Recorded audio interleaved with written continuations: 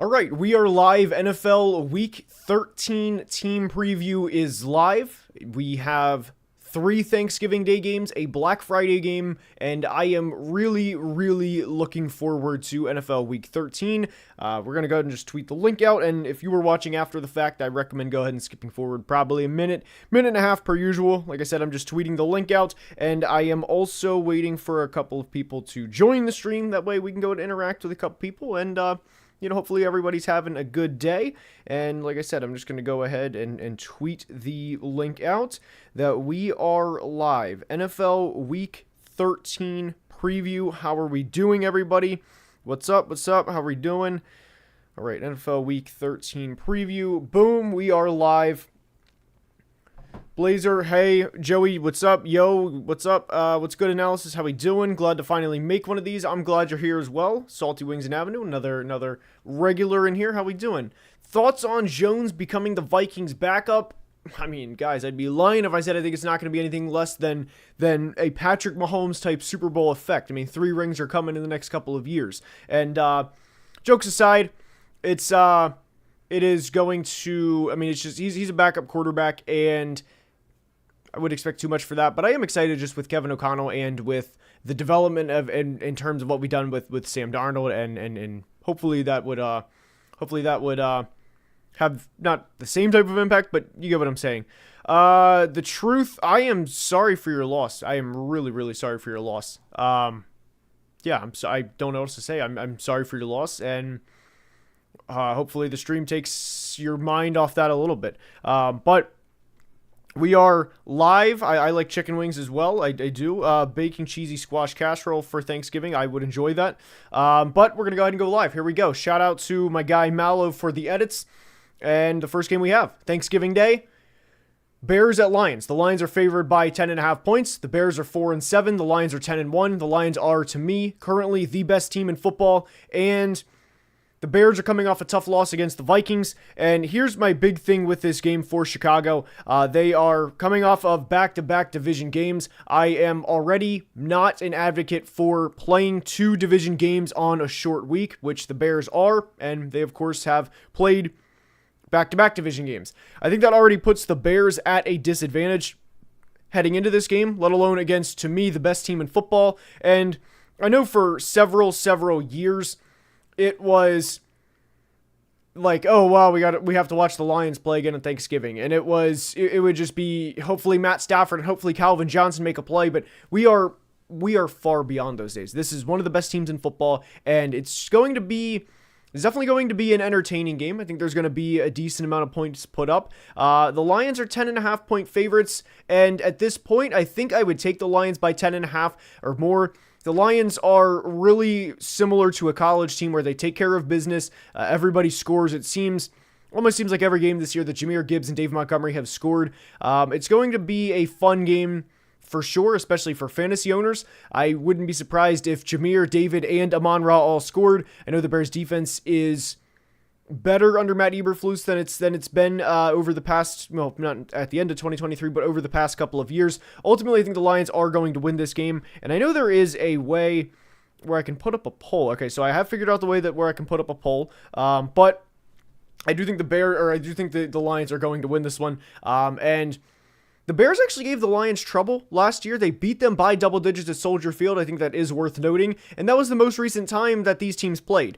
There's no doubt in my mind that Dan Campbell absolutely remembers that. And there's also no doubt in my mind that that's going to be hammered this week. And if the Lions get up by 14 points, they get up by 17 points, Dan Campbell's not going to say, all right, guys, we can take it easy. I think the Lions are going to roll in this one, and I hope Caleb Williams plays well. That's what matters most for the Chicago Bears at this point, but I am going to go with the Lions to win this one, and I think it's going to be something along the lines of 31-17. I would take the Lions 10.5 points here. So I'm actually going to start a poll here. Actually, not for this one. I will for upcoming games, just because the spread is so far. It's not going to be there's not going to be a lot of Bears fans, or a lot of people that think the Bears are going to win this one straight up. Let's see. Giants, Cowboys next. Giants are 2-9. Cowboys are 4-7.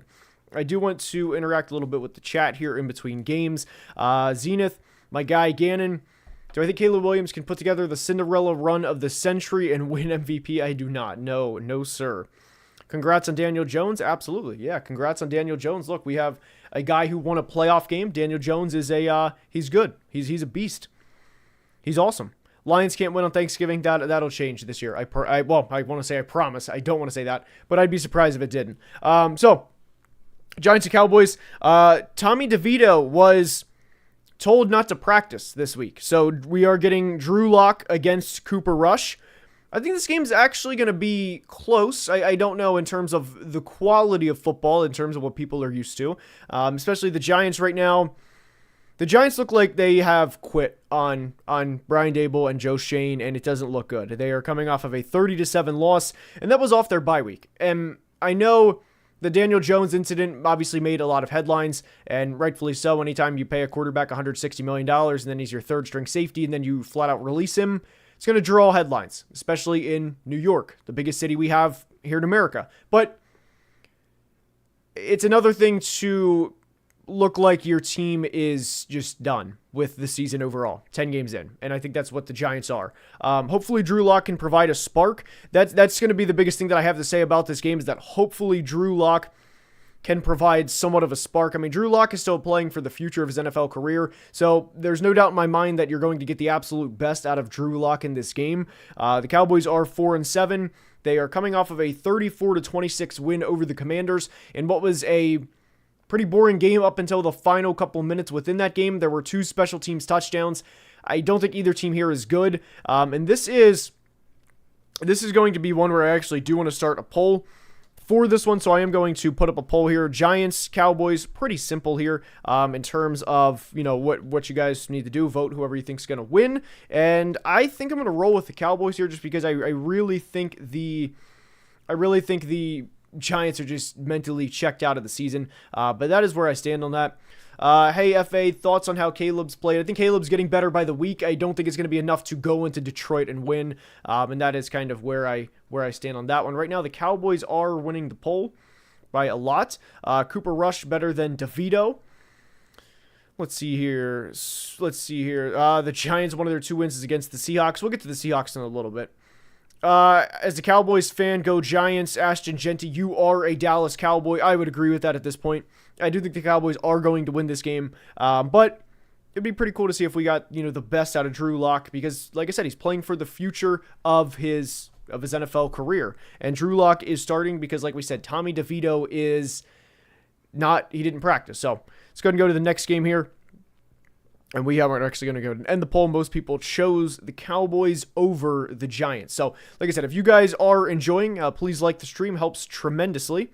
And let's keep it going here. Like I said, helps tremendously. We're at 23 likes. Let's go and get up to 40. So hopefully everybody is enjoying. We have a game here. We have Thursday night game, Dolphins, Packers. And as of now, it's looking like I will be live for this game on stream. And I hope you guys enjoy me. That's what it's looking like. I'm going to be live on stream for this game, for the entirety of this game. It'll be my first game ever on stream. That's what it's looking like right now.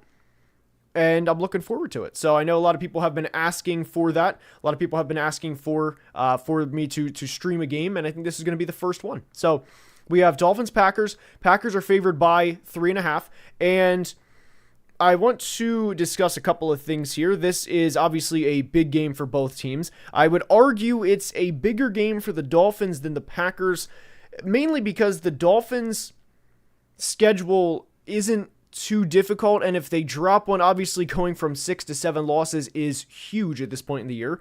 And after this, they have home against the Jets, at the Texans, which the Texans are kind of sliding, so it's definitely a winnable game, more winnable than I thought it would have been entering the year.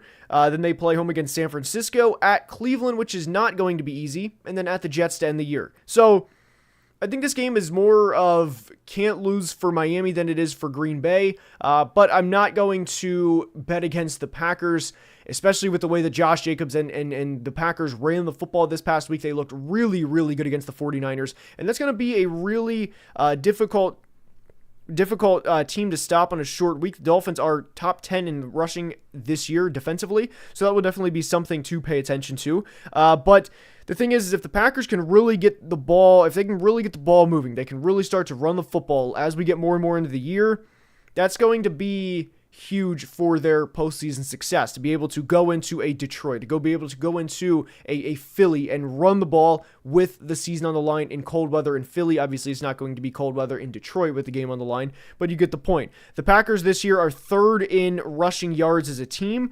They ran for 169, nice, yards as a team last week against the 49ers. Josh Jacobs ran for 100 yards and 3 touchdowns. I am going to go with the Packers to win this game. The truth says Packers win by 10, 30-20.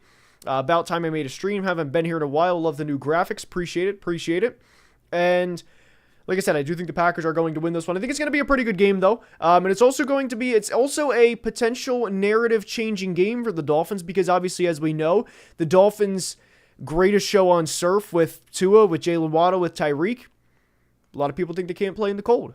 And if they win in Lambeau on Thanksgiving in what will be a cold game, they can completely change the narrative. But like I said, I do think the Packers are going to win. I think it's going to be close, but should be a good game. And I think as of now, it's looking like I'm going to stream for this game, which I know everybody will be looking forward to. So let's go ahead and keep it rolling here. Black Friday game, Raiders Chiefs. All right. Love the new graphics. Good touch. Appreciate it. Shout out to Mallow. But that is... I'm glad you guys enjoy the graphics. I like them too. And like I said, I think I will be live for the Packers Dolphins game tomorrow night. So we have Raiders Chiefs up. Chiefs are favored by almost 2 touchdowns. And this is a game I don't feel good about for the Raiders for several reasons. They went from 2-2 to 2-9. I will say I think a near 2 touchdown spread is a lot, even for the Raiders. And I would also say at this point that it looks like Aiden O'Connell is starting. I'm actually like 99% sure he is starting. I just want to confirm that he's starting.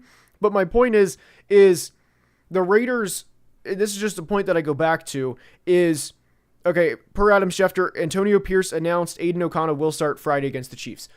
I just go back to, do the Raiders have enough to keep up with whoever they're playing? Whether it's the Broncos last week, whether it's the Dolphins the week before, whether it's the Chiefs this week. And I don't think they do. And what I also think should be noted for this game, for the Raiders as they travel to Arrowhead, is this is the first game in Arrowhead since last year when the Raiders stunned them on Christmas Day. I definitely think that is bulletin board material for the Chiefs. The Chiefs are 10-1 for a reason. I know they get in a lot of close games, and I know they generally don't blow teams out. We saw them win last week 30-27 against a team that has not fared well over the past couple of years in the Carolina Panthers. But I do think the Chiefs are going to win, although I will say I do think the Raiders are going to cover the spread. Near 2 touchdowns is a lot, and these teams know each other well. I think the Raiders will cover the spread. The Chiefs really don't blow a lot of teams out. I know they obviously win a lot of games, but I think it's going to be a lot closer than what people think. Hamstel says, just lose, baby, for a quarterback. I think it's going to be like 27-17 Chiefs. I don't trust the Raiders to put up enough points. I think it is worth noting. Noah Gray has had 4 touchdowns over the last couple of games. The Chiefs are slowly diversifying everything out. You know, it's not just Travis Kelce and the rest of the receivers. I'm going to take the Chiefs in this one, but I do think the Raiders cover. All right. Do I think the Rams will draft a quarterback? Because if they choose a quarterback, we can develop them behind Stafford. I wouldn't doubt that at all. I actually like that idea. And I would like to see Sean McVay develop his own quarterback. We saw what he did with Jared Goff, and Jared Goff's become a great player. So I wouldn't doubt that at all. Next up, we have an AFC South clash here between the Texans and Jags. Houston is favored by 5 points. And I want to... This is one where I will put a poll out for. Let me hydrate, fellas. Let me take a quick sip. So, this one, I'm a little surprised here by the spread. The Texans are favored by 5. They have lost 3 out of their last 4 games, which dates all the way back to Halloween night against the Jets, which they lost on Thursday night, 21-13. They then created 5 turnovers against the Lions, lost, and then they killed the Cowboys 34-10, and they lost last week to the Titans. And I don't think the Texans are a good team at the moment. I really don't. They are reeling. They have also played 12 straight games, no bye week.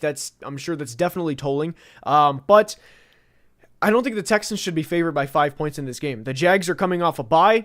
Obviously, these teams know each other very well, and I think that's kind of a point to say, despite how bad the Jags are getting beat right now, they've been outscored 64-13 over the last 2 weeks. Granted, they were beat 52-6 by the Lions in one of those games, and then their previous game was 12-7 to the Vikings. So the 52-6 is doing a lot of heavy lifting there. I think this game should be a 3.5 point spread rather than a 5 point. I wouldn't be surprised if the Jags won outright. They're coming off a bye. This is a big test for the Jags in the sense of not like, oh, hey, they might, turn their season around. They are guaranteed a losing record, obviously with 9 losses on the year. But this is a have you fully quit on Doug Peterson game. And I don't think the Texans are that good, and I think we saw it last week. So I am going to put up a poll here. Jacob, I do appreciate the super chat. He says, as a Dolphins fan, I didn't want to believe your analysis early, but you were head on, and I love that I was wrong. Keep up the great content. I do appreciate that, Jacob. I wish I was wrong. I do. But there's a lot of concerns that I have with the Dolphins moving forward in terms of how they their roster is built. But I am going to post this one here, and I don't think it's crazy here. I do want your guys' input on this. Texans or Jags? So we're going to go ahead, drop the poll here, and I do appreciate the super chat, by the way. Let's keep it rolling here. Texans, Jags. I don't think it's a crazy question to ask. And I just don't. I have a lot of concerns with the Texans. It's a great point by Brian. Bobby Slowick and the offensive line are a problem. And that was my concern heading into the season, was everybody's overhyping the Texans. Let's just let the Texans are going to be the next team up. They're going to compete with the Chiefs. Let's fast forward to the AFC Championship game. And this is kind of the product of that. I just think it was just everybody was quick to crown the Texans, and that was one of my biggest concerns with the Texans heading into the season. I would not be surprised at all if they lose this game. Now, like I said, if you go with the drastic scenario, gun to your head, who are you choosing? I will pick the Texans over the Jags, but I don't think it's crazy. Don't think it's crazy. All right, Texans about 70, or about 2/3 say the Texans, 1/3 say the Jags. All right, let's see here. Walker and Allen will eat the Texans' offensive line. I do agree with that. I do agree with that as well. Texans fan says it's year 2 with CJ. Give us time to draft an O-line and get healthy. We were never a Super Bowl team this year. Completely agree, Texans fan. Completely agree. But that was my problem heading into the year, was that everybody was, as soon as they traded for Stephon Diggs, let's just anoint them as the next team. And that was, I made a video like, let's just, everybody slow down. And that was kind of what I feared. So definitely a reasonable Texans fan there, Texans fan. But I'm going to end the poll there to appreciate everybody voting. And let's go ahead and get to another super chat. Taylor says, are the Steelers cooked? Appreciate the super chat, Taylor. 9-8 begins. We'll get to them in a little bit. But their schedule scares me a lot. And there's a reason they are underdogs heading into Cincinnati this week. There's a reason for that. But the next game, to answer the question, are they cooked? I wouldn't say cooked. I just don't think they're going to the Super Bowl. So if you consider that cooked, and I also don't think they're going to the AFC Championship game. So if you consider that cooked, then yes. But I don't think they're going to the AFC Championship game. So here we have Colts, Texans.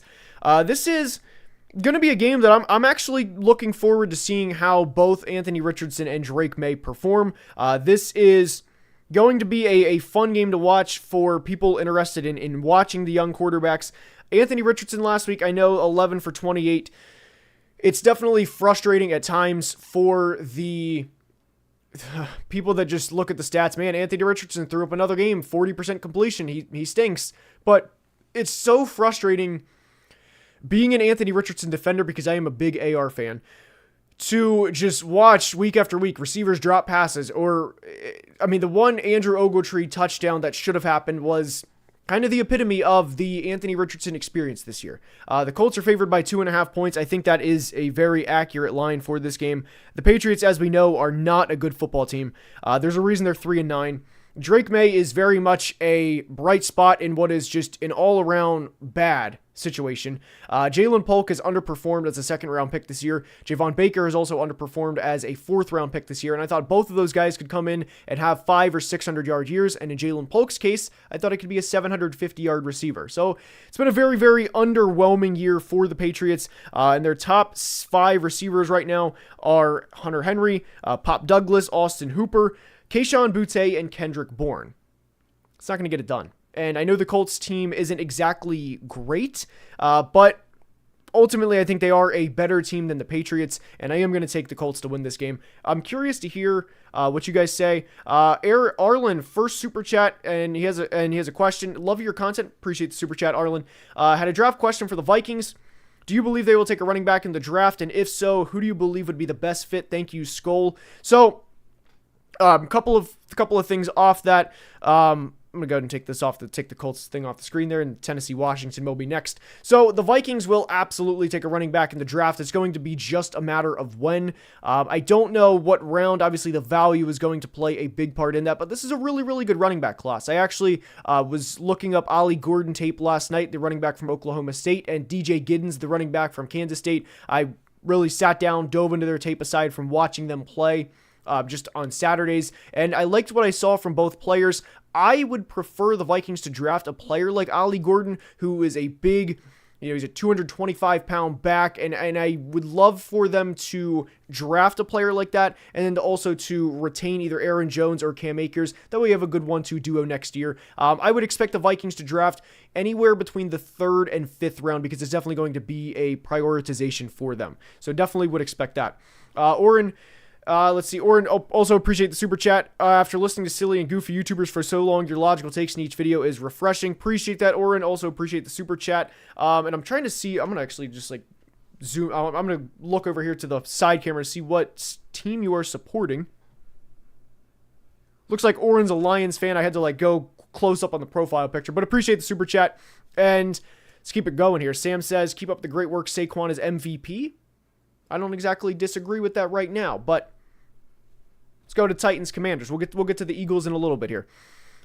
Titans Commanders. All right, the Titans. We have a take coming out on Will Levis on Saturday. I recently recorded a video about not specifically about Will Levis, but I do have a couple of things that I would like to say about Will Levis and the Titans. Will Levis has played a lot better over the past couple of weeks, and over the past couple of weeks, Will Levis has 5 touchdowns to just 2 interceptions, and Will Levis has been sacked over the past 3 games. You may be surprised to know this. Not 4, not 5 times, not even 9 times over the past 3 games, which would be an average of 3 a game. Not 12 times, not 15 times. Will Levis has been sacked 20 times over the last 3 games. And I think Will Levis is still showing that he is a player that just needs time. We've talked about the first and second year quarterbacks this year, whether it was Caleb Williams struggling and then Shane Waldron getting fired. Of course, Bryce Young getting benched all the way back in week 2, Anthony Richardson most recently. But Will Levis also falls into this. And I am a believer at this point. Once they get Nicholas Petit-Frere out of there, who's been a complete liability on the right side of the offensive line, that Will Levis has also toned down the pick sixes where he just flicks a ball like that when he knows he shouldn't, and when he just completely underhands a ball like he did back in the Jets game, and he's toned those plays down. And the quarterback that we've seen over the past 3 games has been a lot better. The Titans are 5.5-point dogs. The Commanders are reeling at this point in time. And the Titans, I'll be honest, I don't think they should have lost by, well, they lost by 10 points to the Vikings. They lost by 10 points to the Chargers. Those are better teams than what the Titans are. But what I will say, and what my point was, is the Titans are a 3-8 team, but I think they have the talent of a team through 13 games that should be, or through 11 games rather, that should be 5-6, maybe 6-5 if a break goes their way. I don't think they are a typical 3-8 team. And if I had to choose, I would say the Titans cover this game. The Commanders are also in a tough situation because we've seen the second half Cliff Kingsbury recently, and that's been alarming. I really think that is incredibly alarming pertaining to where we are with the Washington Commanders, because over the past couple of games, yes, they had 400 yards last week as an offense, which was their first time since the Bears game back in week 8. What is alarming to me is 86 of those yards came on one big play to Terry McLaurin. So I don't want to say, well, let's just toss that play out and what was a phenomenal play. Let's just toss one of the best plays of the year out. But my point is, their overall offense wasn't great last week outside of that play. And the Titans defense is overall pretty good. I think the Titans cover. I wouldn't be surprised if they win outright. This is actually one where I am going to toss a poll out here. I want to see where you guys stand on this. I would be pretty shocked if the Titans don't cover 5.5 here. The Commanders are also, I mean, they need a bye week in the worst way. Their bye is next week. It's just the Commanders are in a tough situation right now. So I'm going to toss this one out. Titans, Commanders. I do want to start a poll here. And if you guys are enjoying, like I said, while you are voting on the poll, go ahead and click the like button. Would be very much appreciated. We're at 64. Let's go ahead and get up to 100 likes, and hopefully everybody is enjoying. Trey says Saquon is definitely MVP for sure. Commanders have no wide receivers outside of Terry. That's a problem for the Commanders. That's going to continue to linger, by the way. That's definitely a problem. Is this poll it's the poll to win. Who's just winning straight up? Who's just winning straight up? Sorry, I should have clarified. It's just who is winning straight up. Titans or Commanders? It's about 50-50 right now. And like I said, I wouldn't be surprised at all if the Titans win this game. I think I'm going to go with the Commanders to win, but this is going to be a close game. This is going to be a really close game. I think it's going to be a field goal game. So it's going to be close. Will Levis has been playing a lot better. The Commanders need a bye in the worst way. A lot of concerns with Cliff Kingsbury, and I hope the Commanders get it right before their Week 14 bye, because they're going to have a lot of questions to answer after their bye if they don't. And that's not something you want lingering in the locker room and around the media for the next couple of weeks. So it's not like a playoff game for the Commanders, but it's definitely a let's get our head out of our rear ends game for Cliff Kingsbury and the offense. All right, another team that needs to get their head out of their rear end is definitely the Falcons. They worry me right now. I think they're trending in the complete wrong direction. The Falcons scare me right now. They really, really scare me.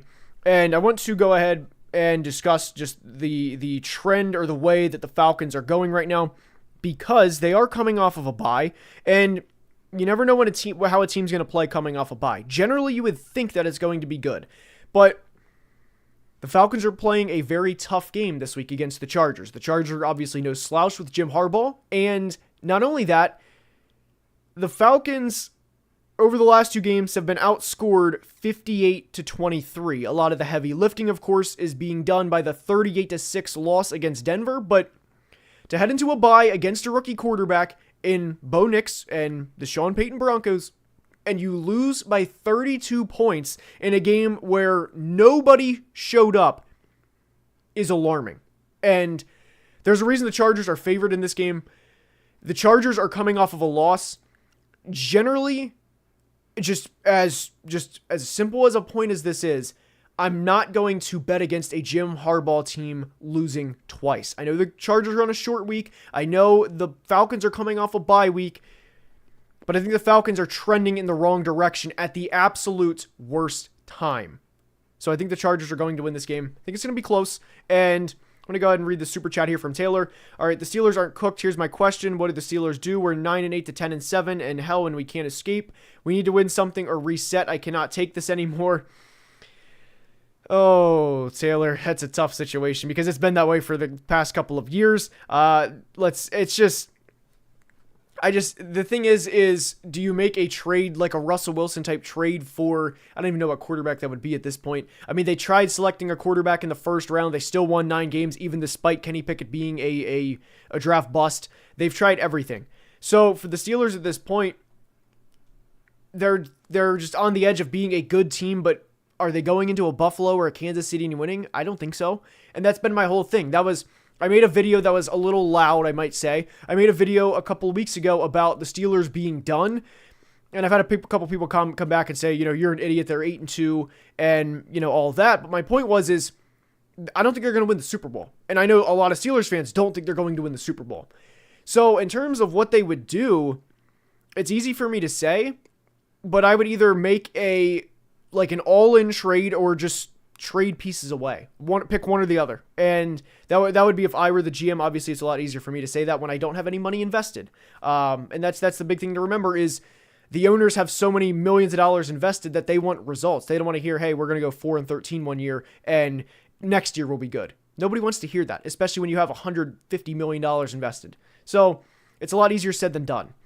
Kyle Pitts might be done. Quentin has been great besides from the Ravens game. Quentin Johnston has had a better year too. I will agree with that. Ladd McConkey is I mean, you guys know Vlad. He's sneaky fast. You know he's a good lunch pail. You know he's a hard worker. Vlad's having a great rookie season as far as I'm concerned. But like I said, when it comes down to it, am I trusting a Jim Harbaugh-led team or a Kirk Cousins / Raheem Morris team? And Raheem Morris said something this week that I thought was also alarming. He said that we just realized how good Kirk Cousins is at play action, and we're going to incorporate it moving forward. I'm paraphrasing there, but guys, we're 12 weeks into the season.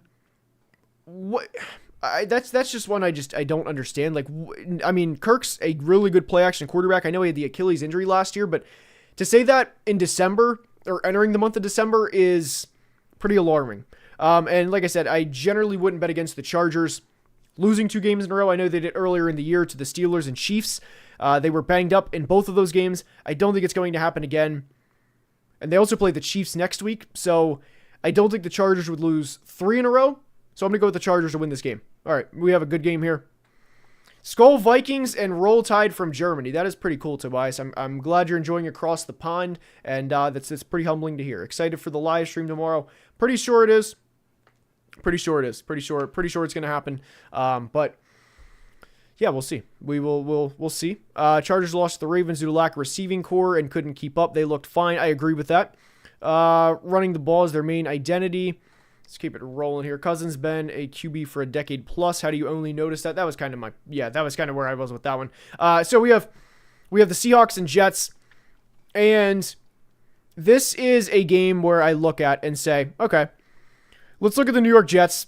They are 3-8. They are obviously not a good team. I think everybody knows that. And I look at this game specifically just at what the Jets have done over the past couple of weeks. They lost 28-27 to the Colts prior to their Week 12 bye. And I will credit them. Their run defense was better in that game. I know Jonathan Taylor did not have a good game after that one, and that was after they were gashed against the Cardinals big time. But within that game, Jonathan Taylor had 24 carries for 57 yards. I just don't think the Jets defense is going to have, especially the rushing defense, as porous as it is going to have 2 great games in a row, even coming off the bye. This team is, I don't think they are playing together as much as you would like for them this point in the year. Obviously, everyone knows about the Jets. Everybody makes the Jets jokes. You know, they're going to stink because they're the Jets. As unfortunate as that is, it applies. And I hate that for Jets fans who have been suffering for a decade and a half. Here's the thing with the Seahawks. The Seahawks, to me, are a team that is gelling at the right time. The Seattle Seahawks are 2-0 off their bye with back-to-back division wins. We have not seen Kenneth Walker play that great in a couple of weeks. And Kenneth Walker, or we haven't seen him be like the Kenneth Walker that we know. Last week, 16 attempts, 41 yards. The week before that, 14 attempts, 54 yards. It has been all the way back since October 20th, since he's had a game where he's averaged over 4 yards a carry. And this is a game where I look at and think that this can be a get-right game for the Seahawks. The Seahawks schedule coming up is, of course, at the Jets, and then at the Cardinals, home against the Packers, home against the Vikings, at Chicago, at the Rams. The Seahawks are 6-5. If Mike McDonald is going to lead this team to a playoff appearance in his first year as the coach, this is a must-win game. So Seattle's favored by 2.5. I'm going to take Seattle, and I think the points also apply as well. Adam says, appreciate the super chat, Adam. Adam says, Nick Wright says, Bo Nix already hit his ceiling because of his age / college starts, but I think many quarterbacks got better in their late 20s. Your thoughts? So, Adam, I'm going to be honest. I strongly disagree with that take from Nick Wright because the thing that I go back to with Bo Nix is when you look at his supporting cast right now, it is outside of Courtland Sutton, not very good. There's been several games this year where Bo Nix has led the team in rushing. And I hope for Bo Nix's sake that this is going to be one of the worst supporting casts he has in his entire career because the run game obviously isn't great. The receiving room obviously isn't really good either.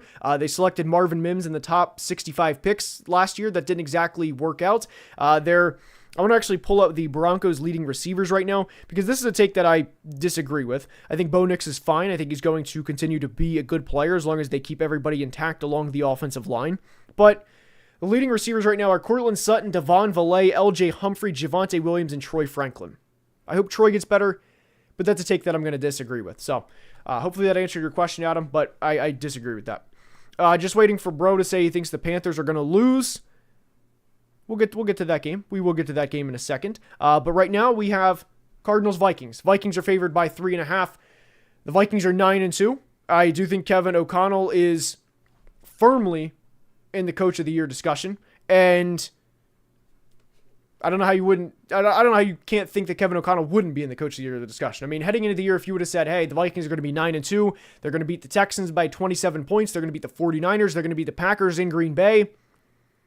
Their only loss are going to be the Lions and Rams on a short week," I don't think anybody would have believed you, and I wouldn't have believed you as a Vikings fan. So I look at this game, and here's my big thing entering the game for the Vikings.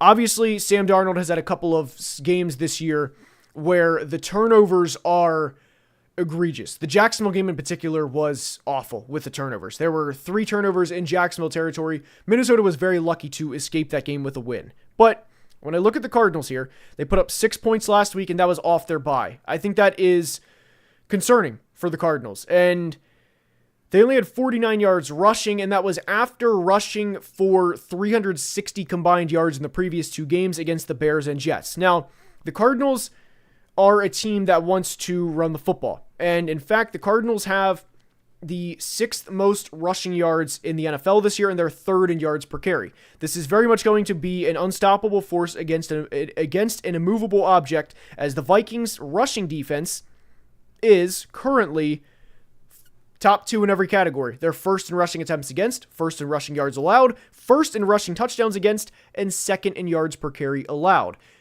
Every team looks at the Vikings rushing defense and says, we'd rather go elsewhere. We don't want to try that. We know we're not going to get any yards, and we would rather go elsewhere. The last time the Vikings allowed 100 yards in a game rushing was against the Rams back in Week 8, and they only allowed 107 yards. They've only allowed more than 110 yards rushing in a game once this year, which was against the Lions, who are, of course, one of, if not the best offenses in all of football. So I look at this game, and I think it's going to come down to Sam Darnold not turning the ball over and Kyler Murray and the Cardinals offense having to make a play. And I would argue that Marvin Harrison Jr.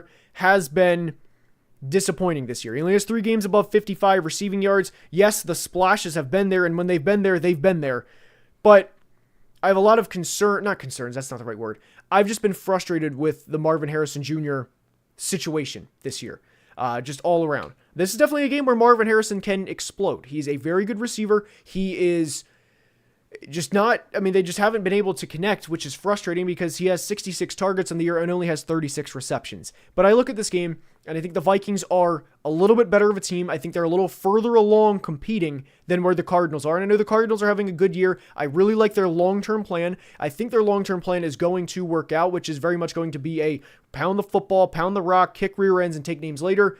But I don't think that's going to happen this week. The Vikings rushing defense, the best in the league. I think it's going to continue to stay that way, and I'm going to take Minnesota to win. It's going to be close. It is going to be close, but I think the Vikings are going to win. And I'm actually going to put a poll up for that one. I'm going to put a poll up for this one because I'm going to see where you guys stand on this. This is just straight up to win. Who is going to win? I think it's going to be the Vikings. You guys obviously just heard my reasons, but I'm eager to hear what you guys think on this one. Petzing doesn't know how to drum up a good passing game. That is a great point, Jacob, and that's been a lot of my frustration, is Drew Petzing. All right. Unleash Trey Benson. I would also agree with that. I'm a big Trey Benson guy.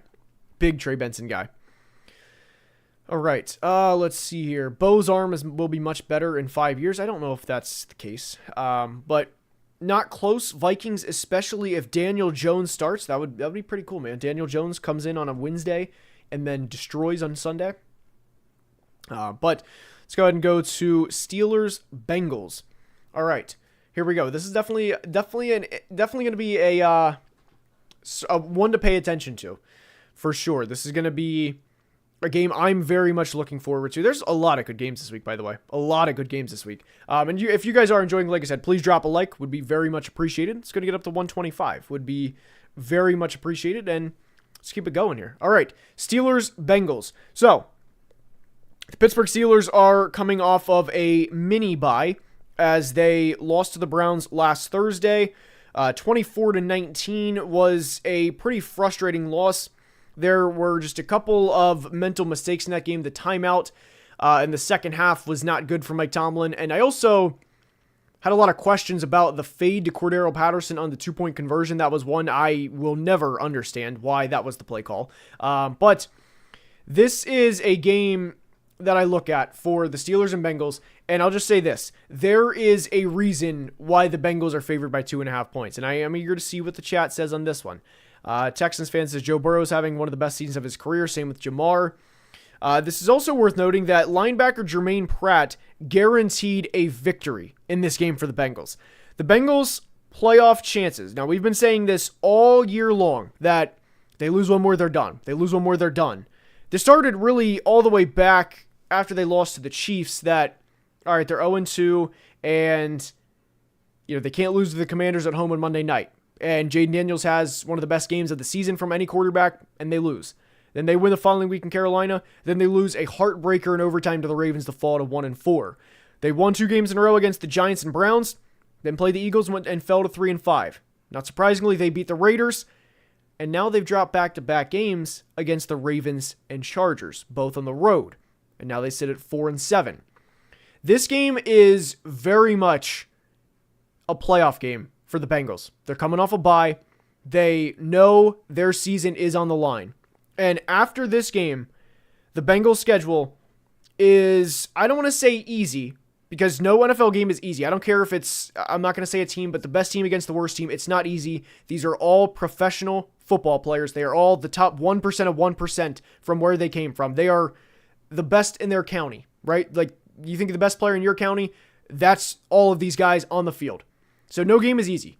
But after this week, the Bengals play at Dallas, at Tennessee, home against Cleveland, home against Denver, which is not an easy game, and then at Pittsburgh to end the year.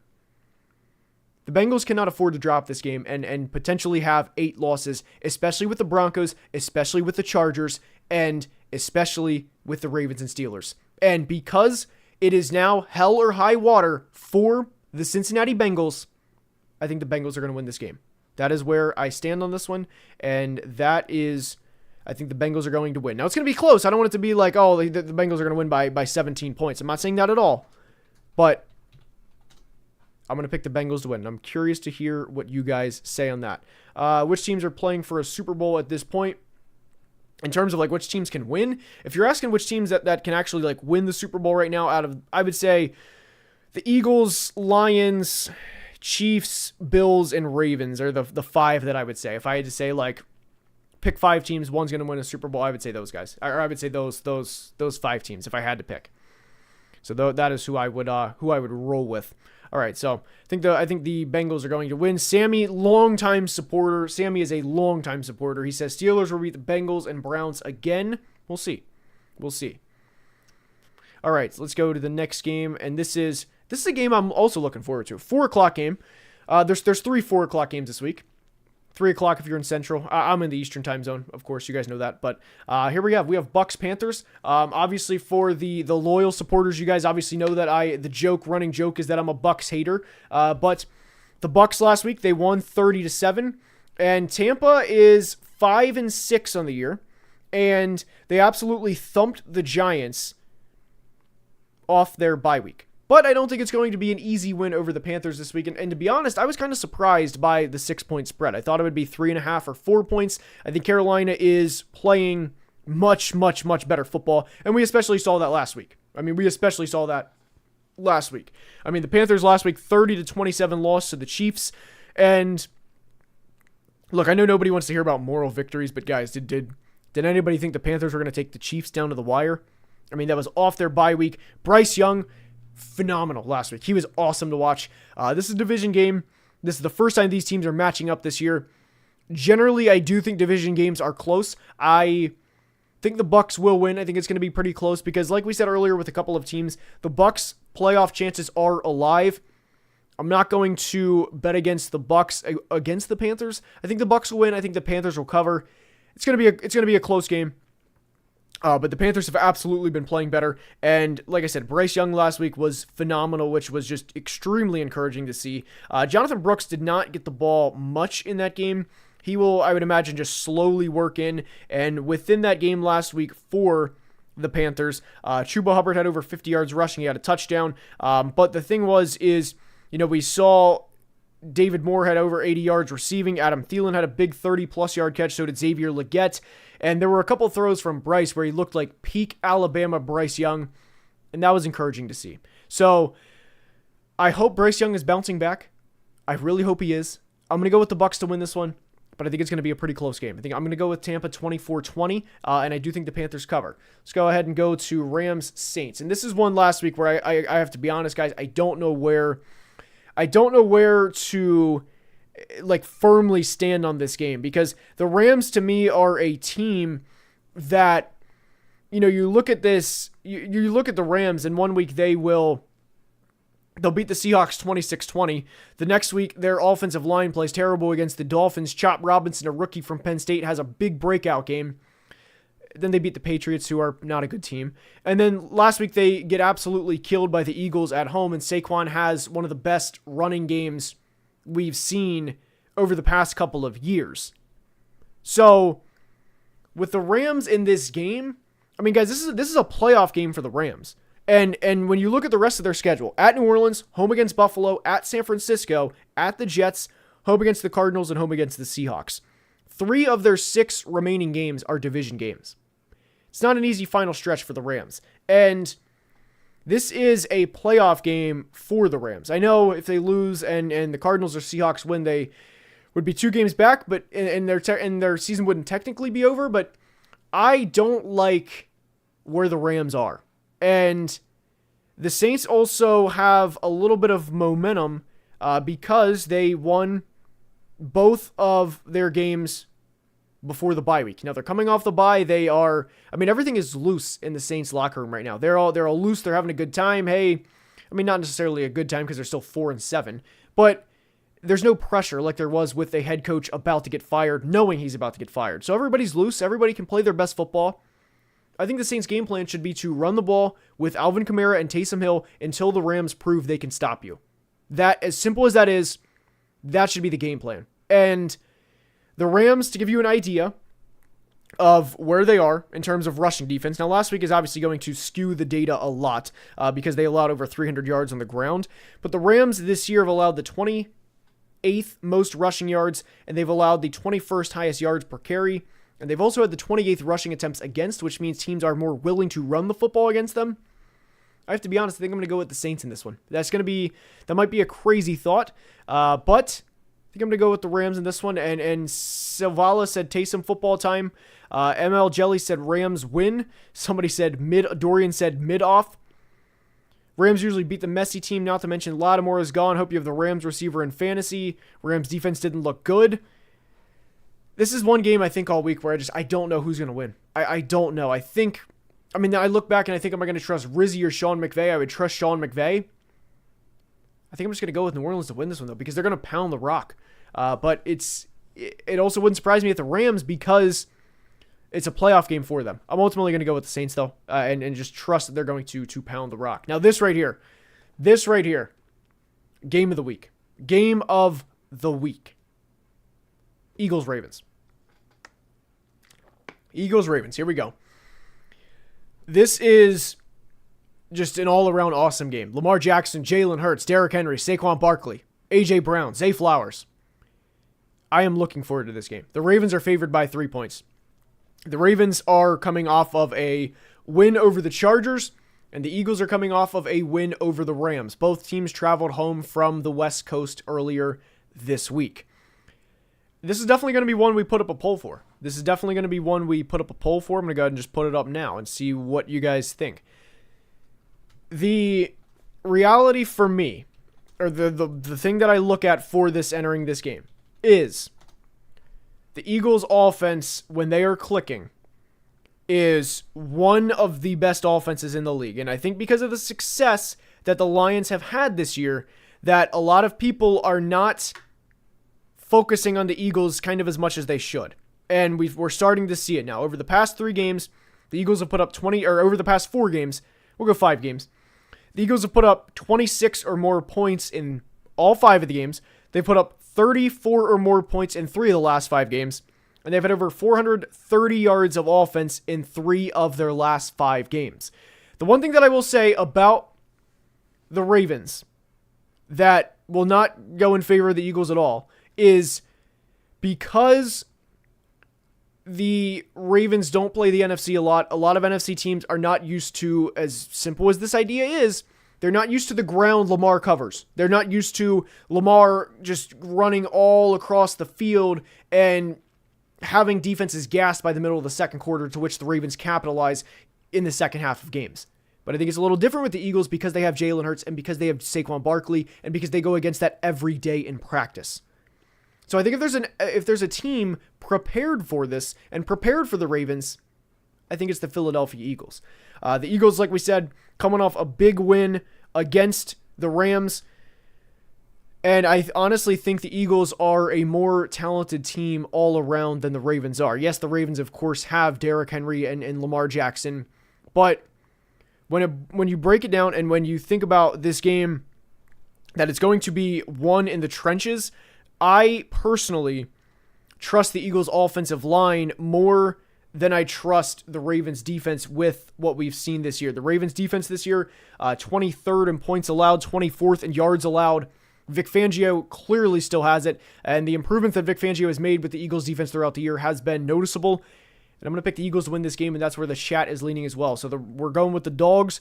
And as we know, as Philly fans know, hungry dogs run faster. I'm going to go with the Eagles to win this one. I think it's going to be a 24-21 game. All right, now we have 49ers Bills. I want to pull up. Hold on here. There's something that Antonio Pierce said. All right, hold on here. There's a couple of updates right now that I'm going off of from Rappaport and Schefter. Antonio Pierce said, quote, he wants to create a little chaos on Black Friday.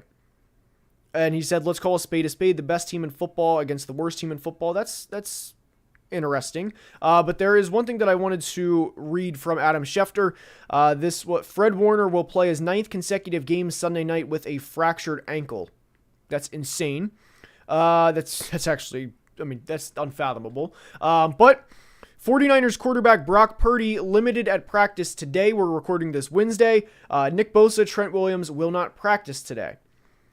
Obviously, the 49ers just got their tails tucked between their legs against the Packers. It is worth noting they didn't have Brock Purdy, Nick Bosa, Trent Williams, or Travarius Ward, or Brandon Ayuk or Javon Hargrave. The 49ers, guys, they're a banged-up team. Buffalo's favored by 7 points for a reason. And I look at this game for the 49ers and just think that this is very similar to the 2020 season which they had, which was also a year in which they were incredibly banged up all year long. And I look at the Bills. Bruh Fish says it right here. The Bills are going to kill the Niners. That's more or less how I feel about this game, especially if Trent Williams is out, especially if Nick Bosa is out. They're already down their number 1 receiver. They're down a Pro Bowl defensive tackle in Javon Hargrave. I know everybody has injuries. Everybody has injuries, but the Bills are coming off a bye week. They are coming off of 6 straight wins before the bye week. I don't think this is close, guys. I don't think this is close. The Bills used to get this notion that they only won by field goals and that they would be in a lot of close games. Guys, the Bills win a lot of games by double digits. Out of their 9 wins this year, 1, 2, I'm sorry, I should have had this. 1, 2, 3, 4, 5 of them are by, no, 6 of them are by 2 scores. 5 are by double digits. The Bills, I really think, are going to win by double digits. Let's see here. And this is, Mallow says they got to sit Warner out. The season isn't even worth it anymore. I would agree with that, Mallow. Also, the graphics, you guys have commented how much you like them. Courtesy of Mallow. Shout out Mallow. But, guys, the thing is I don't think the 49ers, this is not a good year for the 49ers. This is very much, they lost the Super Bowl in 2019. They had a terrible 2020 season. It's very similar to that year. And that is, I know that's as simple as it gets, but that is what you need to know entering this game. There's a real chance they are out a Hall of Fame left tackle and a Defensive Player of the Year award-winning pass rusher. That is what you need to know. And the Bills are coming off a bye.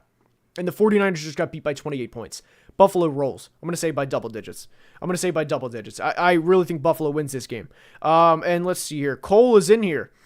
Cole, how about those Chiefs? How we doing? Graphics fire. Appreciate it, Cole. Cole, we discussed this game earlier, the Chiefs game, and we said Raiders cover. It's a lot of points. Obviously, Cole, you know that the Chiefs do not blow teams out.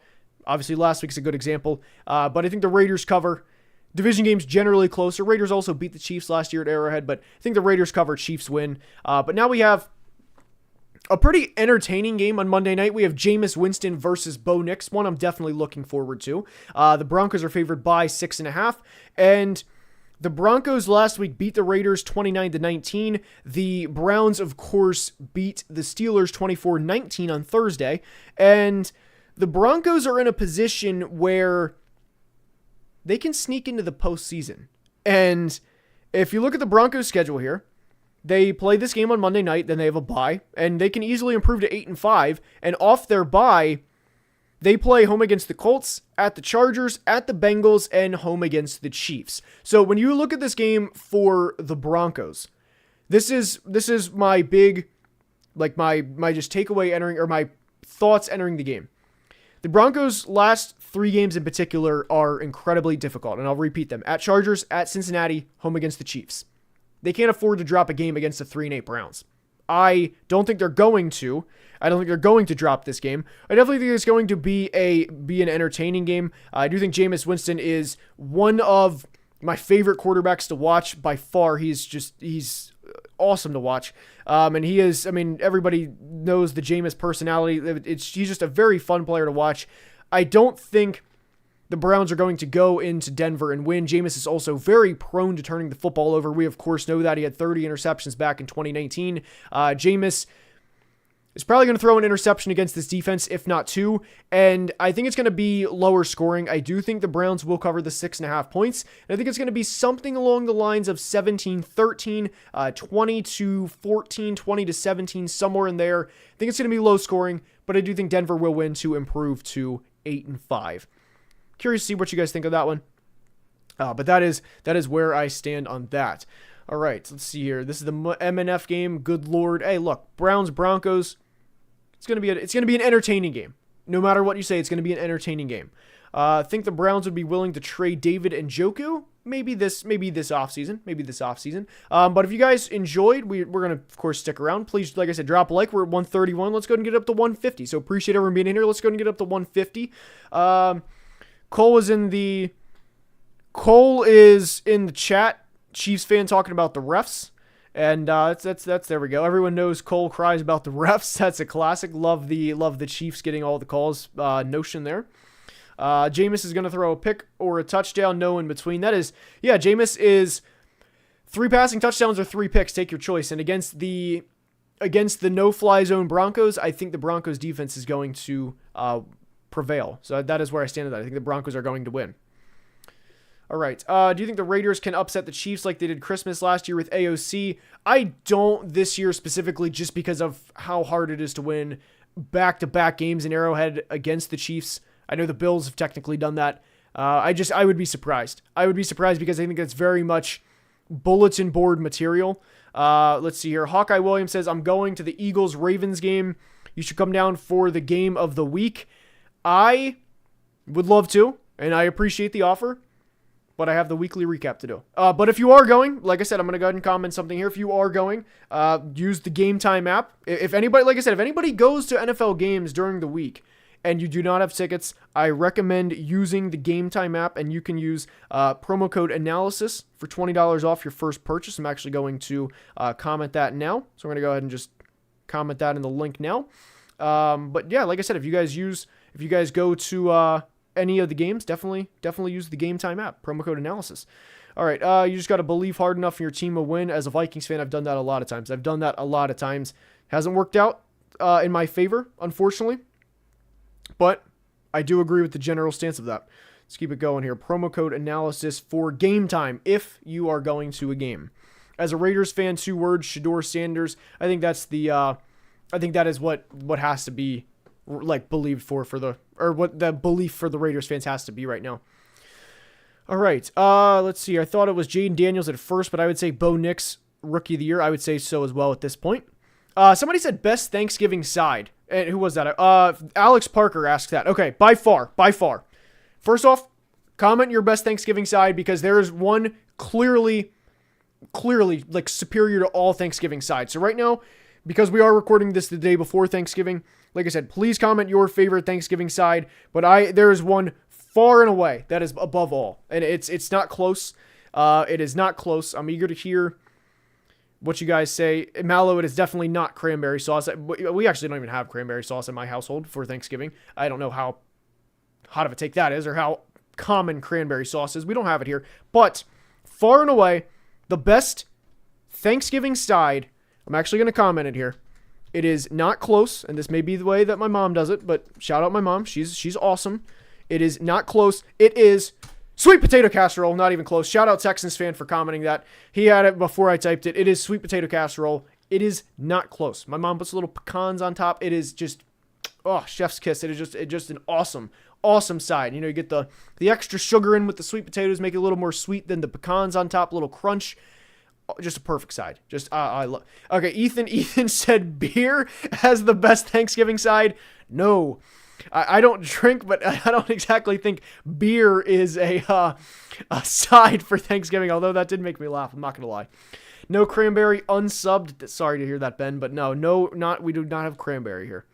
It would be a Vikings fan saying that. Look, I'm from Maryland. I don't know if that's common in Minnesota, but sweet potato casserole, by far the best side. Sweet potato casserole is just awesome. Respect your mom, but no way. Gotta try to see the hype. I might have some sweet potato casserole on stream tomorrow, maybe for a little halftime snack for the Packers Dolphins game. If I had to predict the championship games, what would it be? Asks Nick. Or no, was that Nick? It was that random guy. Okay, sorry. I would say right now. Look, I know the Chiefs aren't playing great, but I'm not betting against Patrick Mahomes and the Chiefs in the postseason. So I'd probably say Bills Chiefs, and I'd say Eagles Lions, and I would say Chiefs Lions Super Bowl is what I would say right now. Let's see here. My mom makes an orange sauce for the sweet potato casserole. That sounds fantastic. But I'm looking forward to Thanksgiving so much, guys. Like I am. I'm looking forward to Thanksgiving so much. All right. Let's see here. I'm from Maryland, but I cheer for the other purple team. Indeed, yes, sir. My old man grew up as a Vikings fan when I was 6 years old. Made a lifelong decision to be a Vikings fan. And that was how it happened. So that's it. That's how I became a Vikings fan. He grew up during like the Super Bowl days, and yeah, I just stuck with it. So that's how. Been looking forward to Thanksgiving since last Thanksgiving. That's about right. I would also agree with that. Green beans with almonds. I'm not a big green beans guy. I'll be honest there. I'm just not a big green beans guy. It is bulking season. Hey, look, I'm up 5 pounds. I'm up 5 pounds this year. I went from 165 to about 170. I'm trying to get up to 175. So we're definitely trying them. I feel that, Texans fan. I'm up 5 pounds. We're trying to get up there. We're trying to get up there though. Thoughts on mac and cheese as a side? You know, I should be political. I should just say that we have it, but we actually don't have mac and cheese as a side on Thanksgiving. I wish we did. I actually might just start making it myself just Thanksgiving morning and bring it over and just have it as a side. But we don't have we don't have mac and cheese. I know I'm probably going to get ridiculed for that one. But we don't have mac and cheese, although I like mac and cheese with the breadcrumbs. And if you can get like that crisp layer on top with the mac and cheese, it's electric. And I'll be honest, actually, by the way, on the mac and cheese side as a Thanksgiving, I didn't know that was an actual thing until I got on Twitter when I was like 14 or 15 years old, and I was like, I didn't know that was common. I didn't think mac and cheese was a thing on Thanksgiving. Let's see here. Blink twice if I need help. No, I definitely, I knew I was going to get ridiculed for the no mac and cheese. I knew I was going to get ridiculed for it. I know there's going to be comments. But Joseph says it's too easy to put on weight with age. I mean, I'm getting up there. I'm 26, but you know, we're trying to put the weight on slowly. Who outside the division winners has the best path to the playoffs? That's actually, I don't know how to answer that one.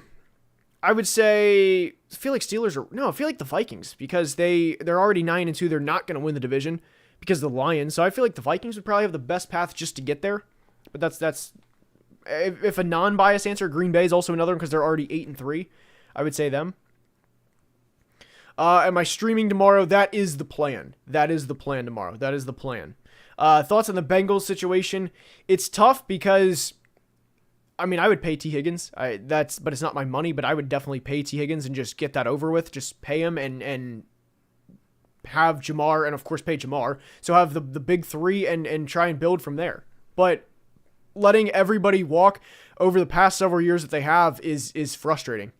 Whether it was Jesse Bates, DJ Reader, there's a couple more that I'm thinking of. Maybe, I don't know if they let Chidobe Awuzie walk. I think they did. I'm not sure. They let several other players right now off the top of my head that I'm forgetting. Tyler Boyd, if I didn't say him.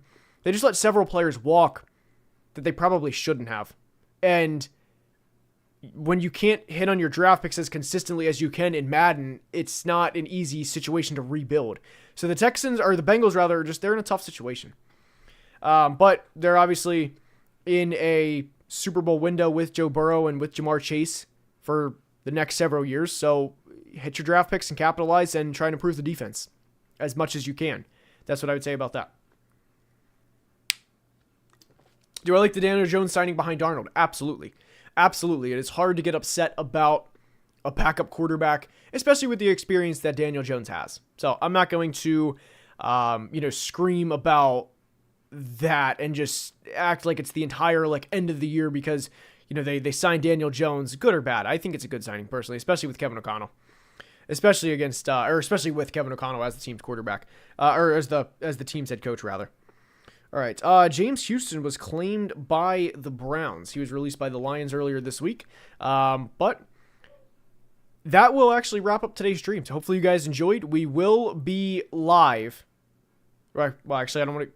You know what? We'll be live tomorrow. Packers, Dolphins. I'll make it happen. We'll be live. I'm looking forward to it.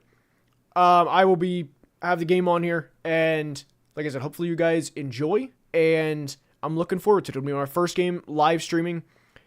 Hopefully you guys enjoyed today's stream, and like I said, if you did, please like the stream. We're at 150, so if you are actively enjoying the stream, like I said, please drop a like. It helps the channel tremendously. We are closing in on 170. There will be a new video Saturday, new video Sunday, of course, with a weekly recap, and hopefully you guys enjoyed. And until next time, as always, please be safe and have a great day. Love you guys.